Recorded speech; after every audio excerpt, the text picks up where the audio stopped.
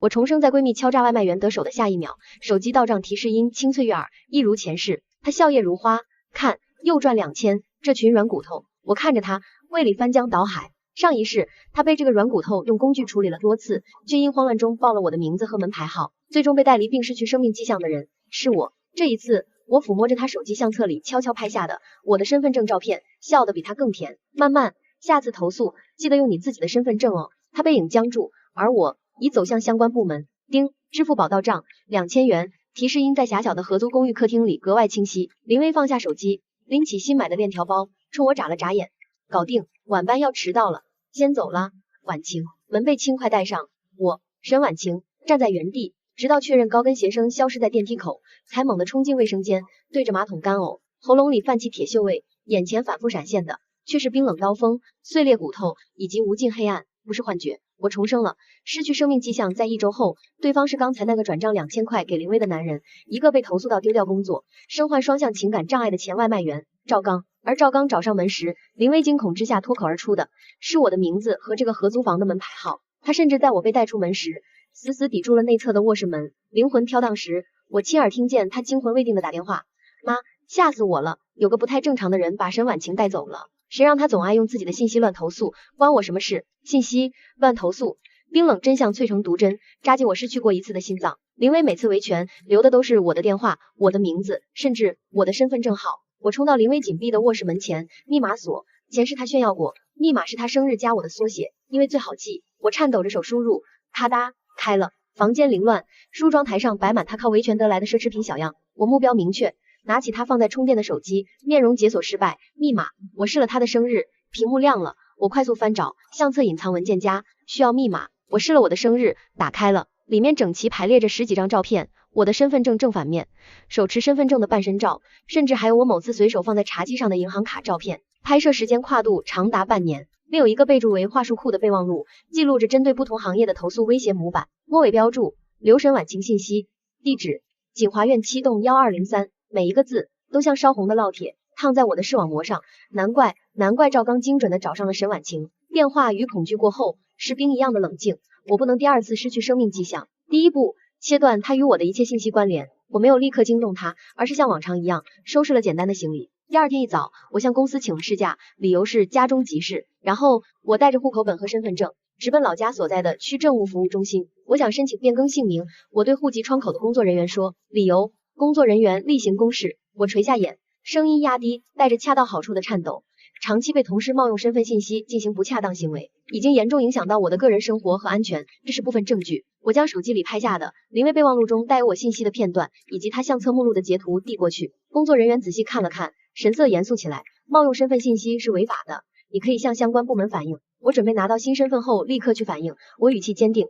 但现在我需要先切断这种关联，请问最快需要多久？正常流程需要审核和公示，时间较长，但如果有相关部门的相关回执或明确的风险证明，可以申请加急通道。工作人员看了看我的材料，又看了看我苍白的脸，你这种情况，我可以先帮你提交特殊加急申请，理由写避免及时人身安全风险，但需要领导审批，而且新证件制作仍需时间。我可以等，只要能尽快受理，拿到变更更正证明或受理回执就行。我知道有加盖公章的回执，在法律意义上已能初步证明身份正在变更，足以在很多场合应对。工作人员点点头，开始操作。等待审批时，我坐在冰冷的金属椅上，指甲抠进掌心。林薇发来微信，婉晴，你回老家了，怎么不说一声呀？我回复，家里有点急事，过几天回。哦，那你快回来哦。我一个人住，害怕配了个表情。我盯着屏幕，几乎能想象他打出这行字时脸上那虚伪的关切。害怕，把我推出去应对时，可没见他有半点害怕。2小时后，我拿到了公民身份信息变更更正申请受理回执，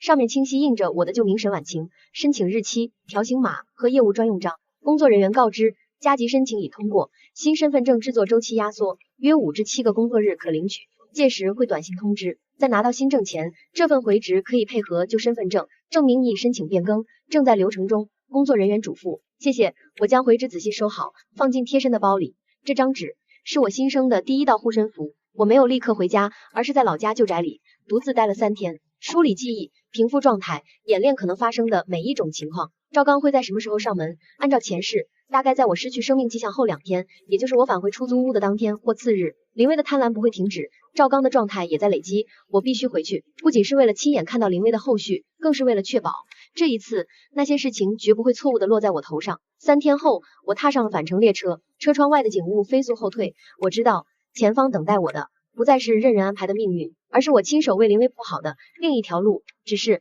当我拖着行李箱走进锦华苑7栋昏暗的楼道时，一种熟悉的不安感猛然攫住了我。太安静了，空气中似乎隐约飘着一丝淡淡的铁锈味，我的心跳骤然漏了一拍。铁锈味很淡，混杂在楼道常年不散的潮湿气味里，几乎难以分辨。但我对这股味道有着深入骨髓的紧张。我停在1203门口，钥匙插进锁孔，动作极轻。屋内没有任何声音，安静的反常。林薇今天应该轮休，以她的性子，这个点要么在刷剧外放，要么在跟人语音聊天炫耀战果。轻轻拧动，门锁开了，我没立刻推开，而是将门拉开一条缝隙。客厅景象映入眼帘，倒地的椅子，摔碎的水杯，茶几被推外，地板上有一道明显的被拖拽过的痕迹，通往林薇紧闭的卧室房门。痕迹尽头隐约有一点深色污渍，我的呼吸瞬间屏住。来了，赵刚已经来了，而且就在这扇门后，前世的画面与眼前的狼藉重叠，冰冷的战栗顺着脊椎爬升，我几乎想立刻转身逃走，逃得越远越好，但脚步刚后挪半步，又死死定住。逃得了一时，能逃得了一世吗？只要林薇还在用我的信息，只要赵刚的状态未消，我这个沈婉晴就永远是第一目标。受理回执只能证明我在变更，却不能立刻让沈婉晴这个名字从林薇的作为记录里消失，必须做个了断，就在这里。今天，我深吸一口气，强迫自己冷静，轻轻放下行李箱，从背包侧袋摸出那支防身笔，攥在手心，然后我拿出那部新手机，调至静音，快速按下110，拇指悬在拨号键上，却没有立刻按下去。现在向相关部门反映，相关人员到来需要时间，而门内情况不明，任何刺激都可能让赵刚瞬间有反应，直到他出院，被相关人员要求随传随到，并退还部分已查实的不当所得后，他才状态不佳的回到出租屋，合租关系名存实亡。他躲在自己的卧室，偶尔出来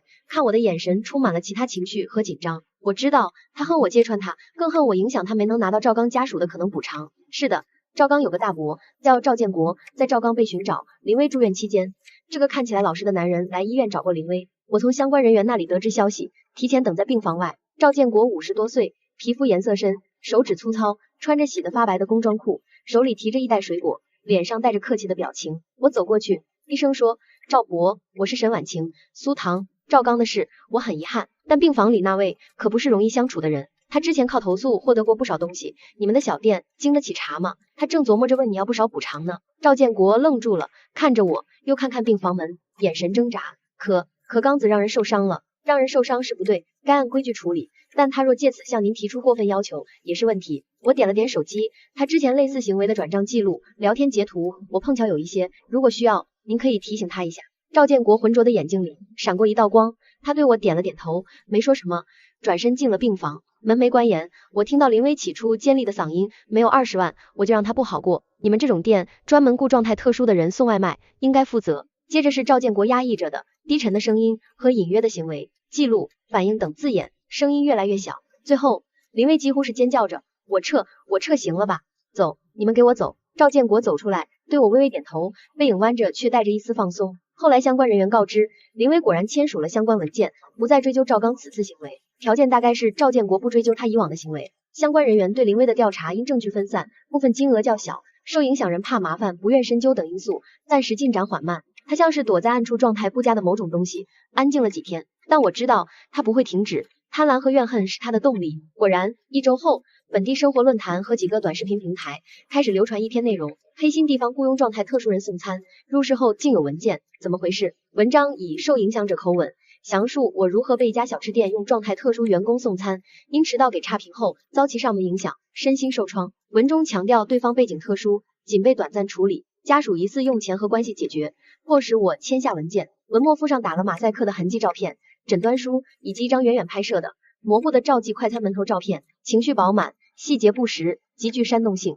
文章迅速扩散，被几个本地账号转发，评论区状态激动，找出问题地方。林薇躲在屏幕后，熟练的切换小号带节奏，私下更建群筹集，美其名曰筹集相关费用。他尝到了关注的甜透，也被虚拟世界赋予的力量冲昏头脑。他甚至没发现那篇内容的某些描述细节与我提供给相关人员的笔录有微妙出入。第3天晚上，赵记快餐被破坏了，店门被破坏，桌椅被掀翻，灶台被污损，准备好的食材被扔得满地都是。赵建国试图阻拦，被推搡倒地，心脏旧疾复发，痛苦蜷缩。而躲在网络背后的林薇，在最初的惊恐后，迅速删文、退群，不再联系，试图切割。相关人员根据网络溯源和技术处理，再次传唤了他。林薇从相关地方回来时，脸色比上次更白，但眼神里却有种孤注一掷的状态。他看向我的房间门，那目光像带着其他东西的针。我知道网络的漩涡吞噬了赵建国，也即将影响他自身。林薇开始频繁检查门锁，在屋里也竖起耳朵听动静。我安静的收拾行李，离开这个充满不好记忆的合租房。第二天，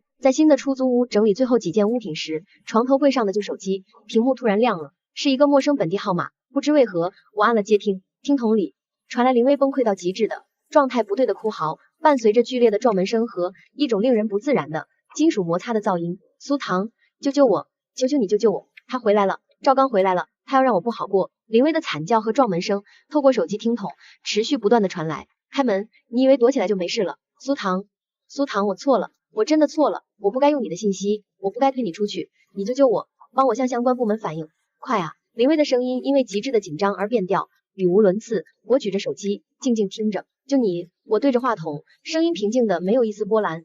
林薇，你忘了在医院病房里你自己说过的话吗？电话那头猛地一静，只剩下粗重的喘息和撞门声。我慢慢复述，你说那种情况，我肯定首先要保障自己的生命安全啊。再说你当时没在家，我才那么说的，你肯定能理解我的吧？要是你发生这种情况，为了保护自己，我绝对不会怪你的，一字一句清晰无比。现在这种情况发生在你身上了，我顿了顿，所以我理解你，并且不怪你。不是这样的，沈婉晴，苏唐，你不能这样，你这是不救助，你这是见势不理。林薇尖叫起来，充满了绝望的其他情绪。不救助，我轻轻笑了。赵刚找的是你，留的信息是你盗用我的，网络行为害失去生命迹象赵建国的是你，从头到尾和我苏唐有什么关系？哦，对了，我补充道，友情提示，我已经用新身份向相关部门反映了，不过相关人员赶到需要时间，你猜是相关人员快，还是赵刚手里的工具快？啊！林薇发出状态极差的凄厉长嚎，紧接着电话那头传来一声巨大的木材碎裂的爆响，门被破开了。林薇的惨叫戛然而止，变成短促的惊呼和物品倒地碰撞的混乱声响。赵刚压抑的如同动物般的低吼响起，还夹杂着金属工具拖拽地面的令人不自然的摩擦声。我挂断了电话，没有犹豫，用新手机再次拨打110，语气清晰冷静。你好，我要反映情况，景华苑7栋1203疑似发生入室事件，对方可能是此前被寻找的赵刚，受到影响的是我的前室友林薇。我已经听到破门和惨叫，情况紧急。报完地址，我放下手机，没有继续听那边的动静，而是迅速将最后一点个人物品塞进行李箱，拉上拉链。我下楼在附近一家24小时便利店买了杯热饮，坐在靠窗的位置。手机新闻推送开始出现景华苑突发情况，相关人员已控制现场的简短消息。凌晨时分，更详细的消息传出，相关人员在1203室发现一名女性失去生命迹象者，现场有激烈痕迹，工具为重型物品。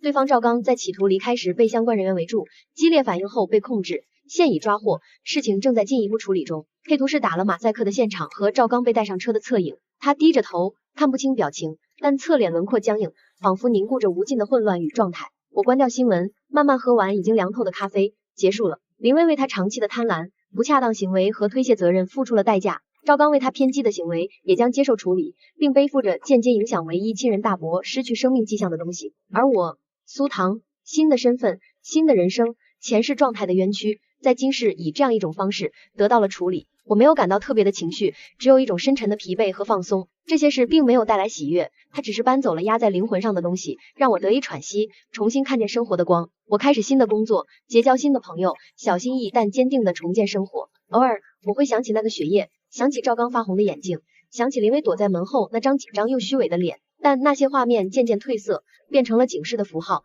而非重复出现的不好场景。几个月后，赵刚事情开庭审理，我作为关联事情的受影响人和证人，出席了部分庭审。赵刚在法庭上表现得很沉默，大部分时间低着头，只在最后陈述时，他忽然抬起头，目光在旁听席上茫然地扫过，嘴里喃喃自语，声音不大，但前排能听清。错了，顺序错了，上次失去生命迹象的不是这个，大伯不该失去生命迹象，不该。法官敲锤制止了他的话语，旁听席一阵轻微的骚动，有人觉得他是刻意表现，有人觉得他是真状态不对，只有我知道，他那混乱的语句里可能缠绕着一些来自另一条时间线的破碎而错误的记忆碎片。宣判那天，阳光很好，我走出法院，深深吸了一口初夏温暖的空气。手机里是妈妈发来的信息，问心工作顺不顺利，周末要不要回家喝她煲的汤。我回复挺好的，周末回。抬头望去，天高云淡，街道上车水马龙，人声熙攘，这一切平凡而喧闹的生机，曾经离我那么远，如今我终于可以真实的以苏唐之名走进去，不再有借用信息的闺蜜，